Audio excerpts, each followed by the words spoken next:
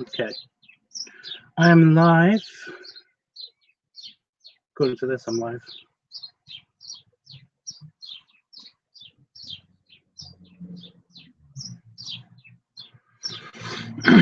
Okay, I'm using the webcam again on this computer, but I won't be able to use this computer's webcam for long because basically it doesn't work that way. You cannot, you can't use the webcam and play a game using Google Hangouts.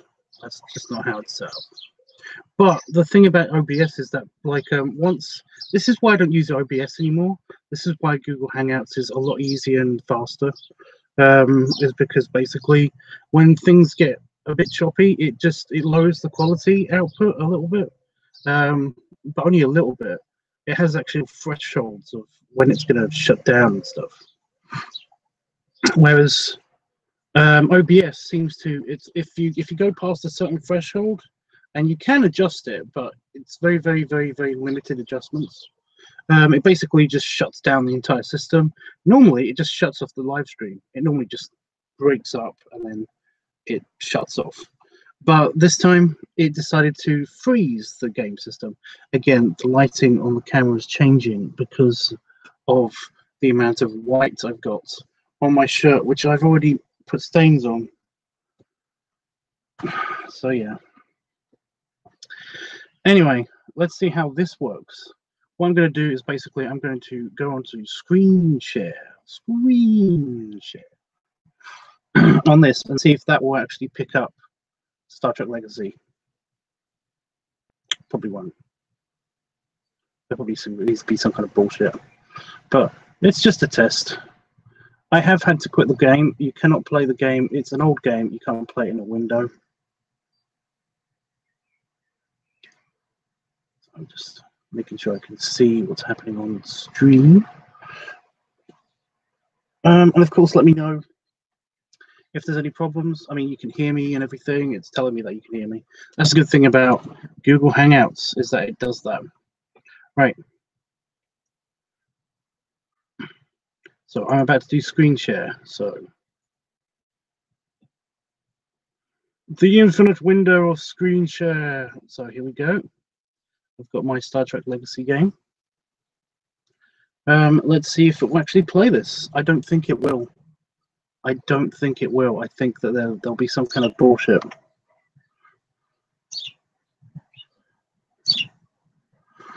But let's try. Oh. Oh. Oh, it's working.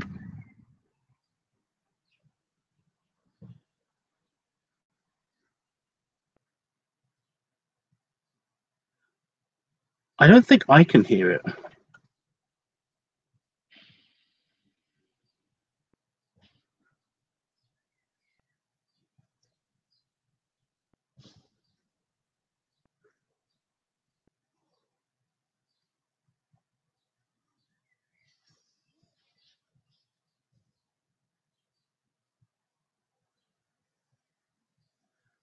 Can you guys hear it? Hey, Chris. Oh, no, I can hear it. It's super quiet, though, for some reason, on my end. But at least it's playing. I can see it.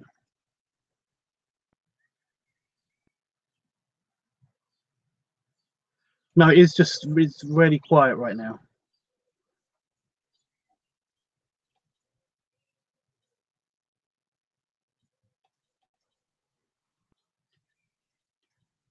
Yeah, I can hear it, but it's just super quiet. Oh fuck. What am I doing? Tipperoni.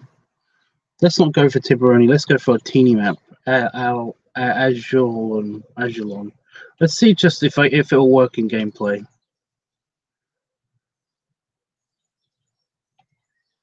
I'm gonna make it impossible myself, I think. Yeah. But I mean, it's playing back. The few lag spots will be due to Yeah, we're putting everything on easy. Will be due to that, basically because I'm making it impossible for myself to win. I can still hear it, but it's just super quiet. I'm working on it. So we're going to go with the Proxima Refit class. I fucking hate this ship. It doesn't make any sense. Look at that weapons pod just sticking up there. But I'm going to go with all of my Excelsior classes. Because why not? Let's see how much I suck at this game now. I mean, it's good as long as the audio... Yeah. Right, can you hear anything?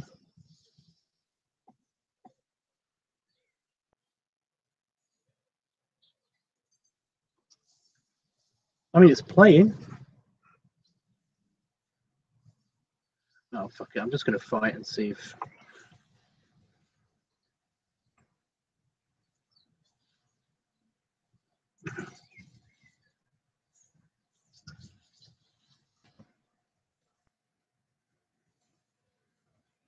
Yeah, that looks like a pizza cutter attached to two lightsabers. Two lightsabers. This thing does have like side cannons. I don't know where they're firing from, but it's got side cannons. Look at that.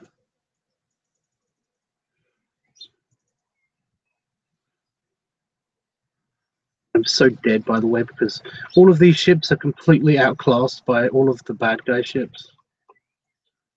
Oh, and there's a Sovereign. Oh, yeah, I'm dead. I'm so dead. Look at that thing. Can hear a wee bit. That's what I mean. I'm going to have to turn the volume up on the game, I think.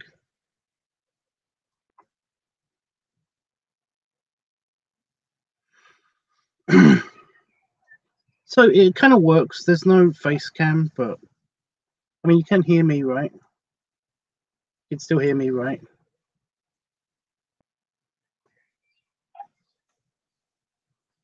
I'm audible.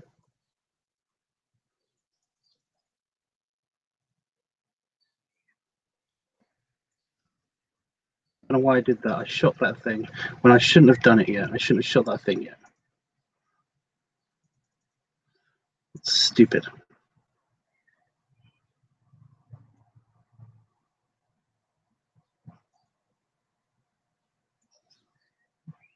I must destroy this thing. I must destroy this thing. Look how bad my ship is beaten up. I've got bits missing out of my saucer section. And by the way, there's a cut missing out of my, because that's for the giant lasers. Oh, fuck off, Sovereign. That's it. Full impulse. I'm fucking it. I'm fucking this up. I'm just getting out of here. I'm just fleeing, and I'm going to. Oh fuck, planet. I'm fleeing, and then I'm gonna try to heal my ship. Here we go. Repair everything, please. And I want my rest of my fleet to be with me, so that I'm not alone and trying to attack. I'm not alone and being attacked. There they go. See, they're fleeing too, but they've got to go through this nebula, which stops their warp. I don't.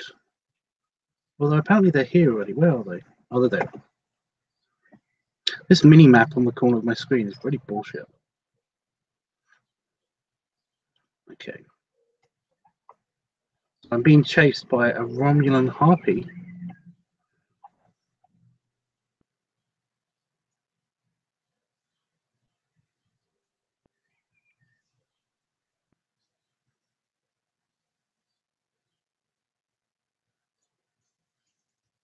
Torpedoes, please. Please, torpedoes. Oh, fuck.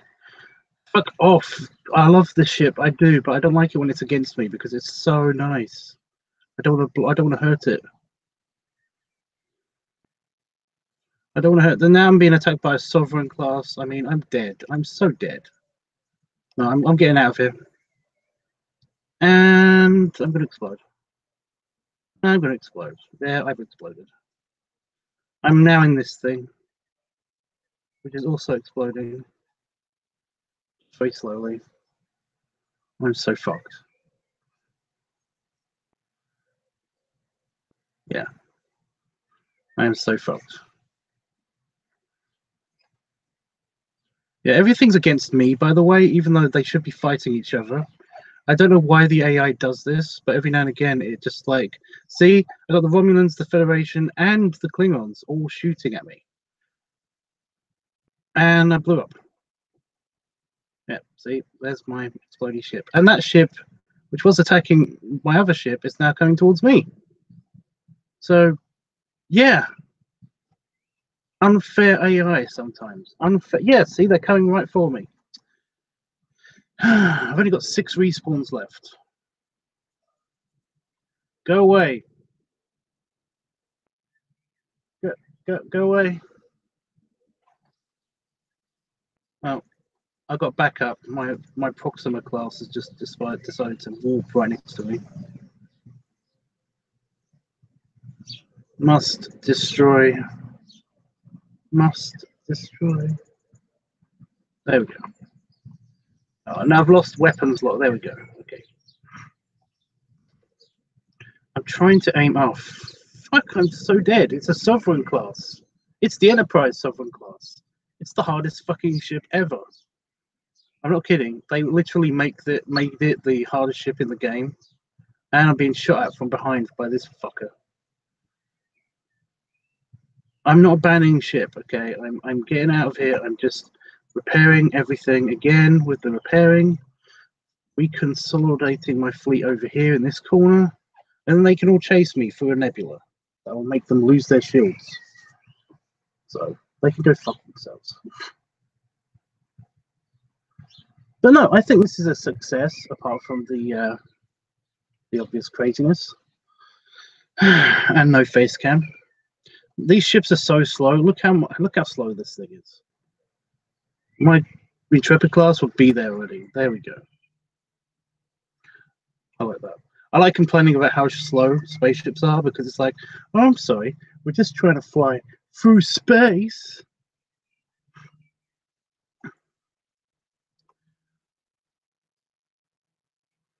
So the rest of my ships can go fight this guy who was attacking me earlier, without flying through that nebula that you can see to the left of the screen. So does anybody want like a history lesson on like spaceships? Because I can totally do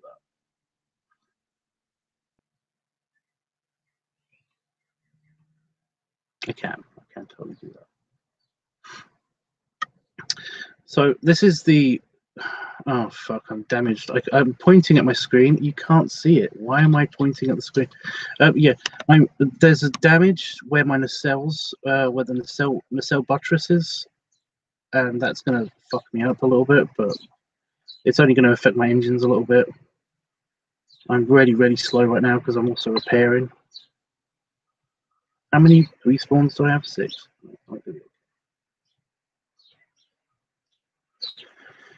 So the Excelsior class was basically designed to test out a new form of warp drive, and that's why it looks so radically different from everything else. The nacelles on the Excelsior class are designed to basically activate a slipstream in warp. They're basically designed so that they can move space more effectively, to make a slipstream. Oh fuck! I'm being shot at. To fly through more effectively. Through subspace, and they called it the slipstream drive. It was supposed to be really cool. Or transwarp, they called it transwarp, I think. Yeah, my ship's gonna blow up. I'm warping out of here. I'm going over here instead, and I'm fixing the ship. You know the drill, guys. I'm gonna gravity slingshot around this planet. Because I have no engines. My impulse engines, for some reason, which don't look like they're damaged, are damaged. So I'm fucked. How many respawns? Yeah, it's the cells are basically designed to do that. However, it didn't work. Basically, it didn't have the computer power, and it didn't have enough strength to basically create a proper slipstream to outpace the original engines that were of the time. So essentially, it was just really fast, but it wasn't fast enough to like break a warp barrier that they thought was in the way. So essentially, it couldn't do what it wanted to do. However, everything else on the system, everything else on the Excelsior, was designed pretty good. It has huge subspace engine, sublight engines, and that's those red things that you can see at the back of the saucer.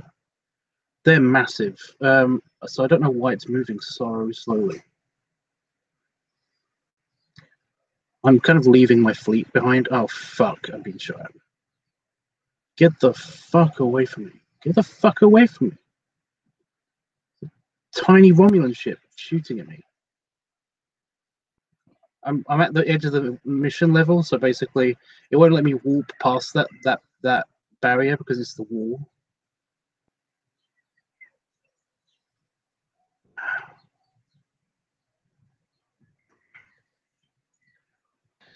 Still trying to heal myself, and I'm being shot at by this thing. You know what? Fuck it. I'm gonna go right in the middle of everything and see what happens. I'm plotted a course. I'm just. Oh fuck! Do you see the D-Derridex coming up after me? And this little thing flying around me. I'm so dead.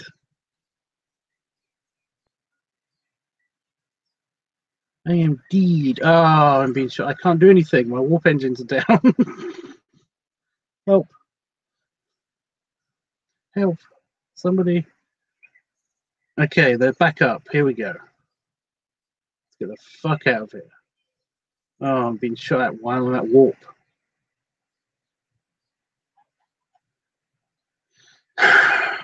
Well, now I'm here.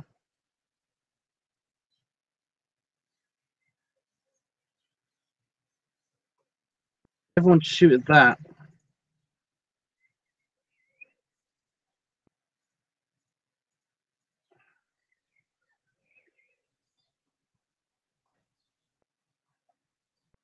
I'm gonna fight. I don't care.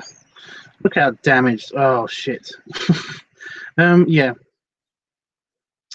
So yeah. Anyway, the Excelsior class is like it's awesome, and it's the most versatile ship. They use it all the time because basically they spent a lot of money on the model, so they use it. You see it a lot in Star Trek. Oh fuck, I blew up. You know what? I'm so dead. I am so dead. But everyone else is doing way worse than me. So I can't actually complain. Just blow up. There we go. And you can fuck off.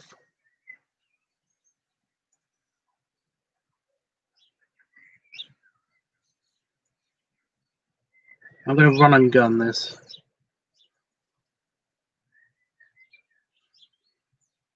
This tiny thing right here is pissing me off, but I can't do anything about it.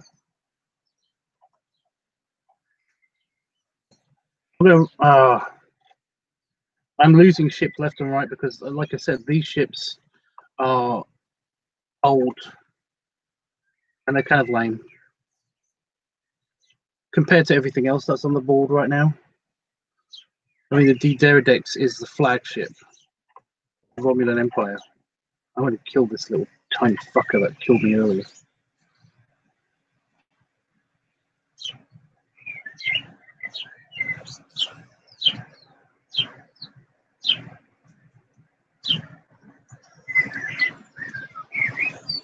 Yeah, so when you watch Star Trek, you'll see a lot of Excelsior classes because when they were making Star Trek: The Next Generation, they basically only had the Excelsior class model. Yeah, it won anyway somehow. We're gonna crash into an asteroid. Oh, no. So basically, you see it all the time. They only had that and the Miranda class, and it's kind of embarrassing because whenever you see another Federation class starship, it's always either a Miranda class or an Excelsior class, and it's kind of a shame because I like the idea of the other ships. They did make another ship, the Nebula class. I'll show you that in a second. Let's try Alpha Hydri because they've actually got a dock that you can repair your ship at, fully repair it, not just repair. You can get like new torpedoes and everything. Yeah, what am I doing? I'm gonna make it a little bit harder on myself. I should not have won that last match. So we'll have that as easy. The Federation, of course, are easy because the Borg is going to always be easy, because basically if you put them, or if you put the Borg on anything other than easy, then you've got no chance. You are dead. You are super dead. Anyway, you know what? Let's make the Federation hard. Let's make them super hard. So this is actually going to be a proper struggle. So here's the Nebula class. You see this a lot on Next Generation. It's basically just a kit bash of the Galaxy class. You know, it's got all of the Galaxy class parts, but they're all kind of squished into a new configuration. And they've added this thing on the top. This is a weapons pod. However, you can actually have different pods. In the Next Generation, you actually see them with like a big dish on them to make it look like it's a big sensor array. There's a shuttle bay pod thing. They can also jettison this and recover a new saucer section of a Galaxy class ship, or apparently any class ship. So basically, you can have that. But yeah, it's basically one of these, just it's been squished. Anyway, so we have that bullshit Proxima class refit. So we're going to go for the. So we're using the Excelsior class, but we're going to use the Excelsior refit. The Excelsior refit is a lot better in that it basically has new fins on its nacelles. I know, they're shiny, right? Look at these new fins. Aren't they badass? It's got a big bulgy section on its hull for some reason, but it's got extra impulse engines on the side. So we're going to have one daddy Excelsior class and 3 tiny, not daddy Excelsior classes. Because fun. I'm going to get super killed here anyway, because I put the Federation as hard. So here I am. This is the new map. This is the station where you can heal yourself. But yeah, we're going to go after the Borg. So everyone, warp speed now! Woo! Oh, somebody dropped out of warp for some reason. I don't know.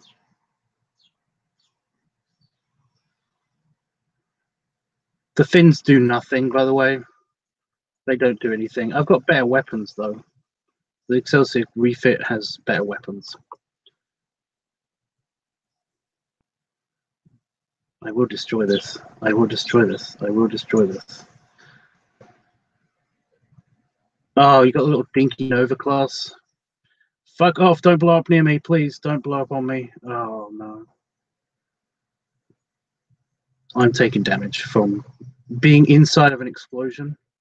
But did you see how big that thing was? It's the Enterprise. I'm shooting at the Enterprise.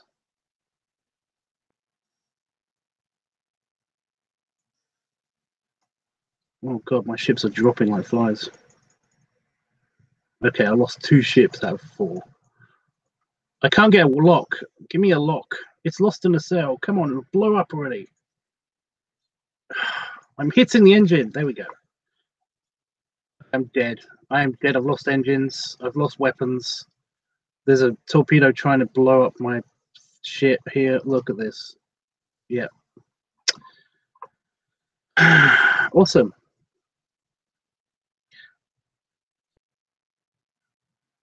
Fucking. Oh my god, it's the South Pole. The river.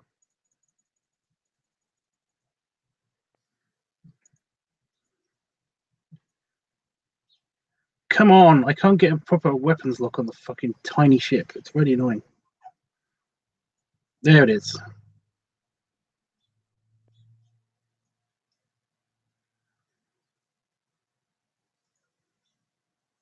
Oh, I'm getting out of here. I'm getting out of here. No.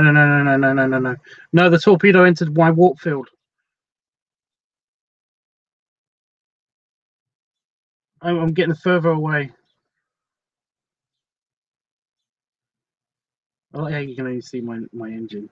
Right, we're going to go to the repair station just so I can show you what that's all about. Annoyingly, the repair station, you can kind of see it up here.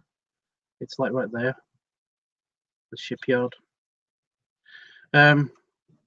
Annoyingly, that happens to be right next to the respawn point for all of the hard badass ships.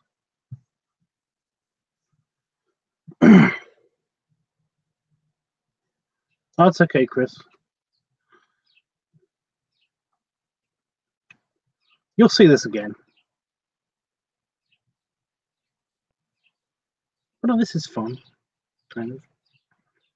Try not to get blown up all the time. I just want to get over here. I just want to get over here. Please, nobody shoot me because I'm on the verge of death. I'm so on the verge of death. I'm so fucked. I just want to get over to the shipyard. Let me get over to the shipyard. I got my reinforcements. You can see them just here. They're kind of like going to the shipyard to help me, but also to repair their own ships. Yeah, they blew up something. That's cool. But yeah, they're mostly there to protect me. The only problem is that when they're being repaired, they can't attack. However, I can attack for some reason.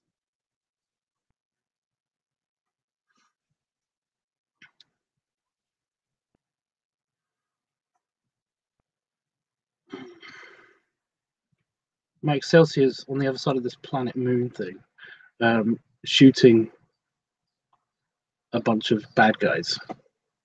So that's fun. Oh fuck! Look at this. Look, they're all coming to attack. Oh no, they're attacking the Borg. Look, they're being repaired. They're going into the space dock. I just want to get there. I just want to get there one time. Oh fuck! No, I'm dead. I'm so dead. Oh fuck. You know what? Fuck it. I'm just gonna like straight on just blow the fuck out of everybody. Fucking gravity sling. And it's screwing with my navigation now. Also.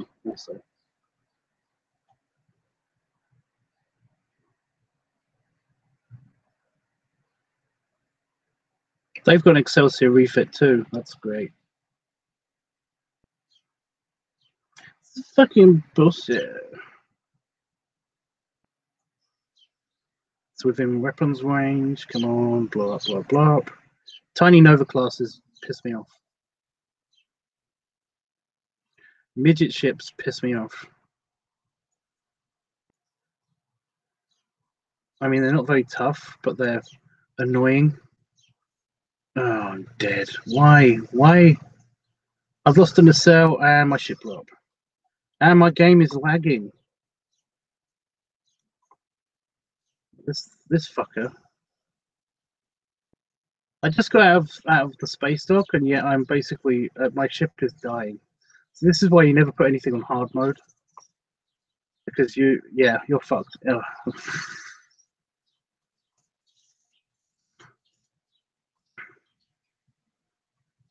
Yeah, they're winning. Not by a small amount either. That's so annoying.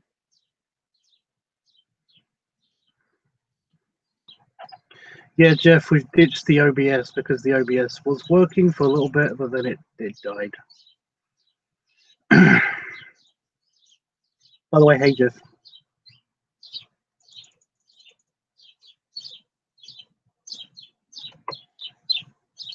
Oh, fucking Nova! Ha!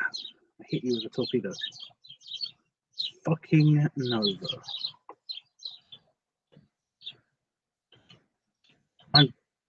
Can I just please everyone shoot that thing? Everyone please shoot that thing.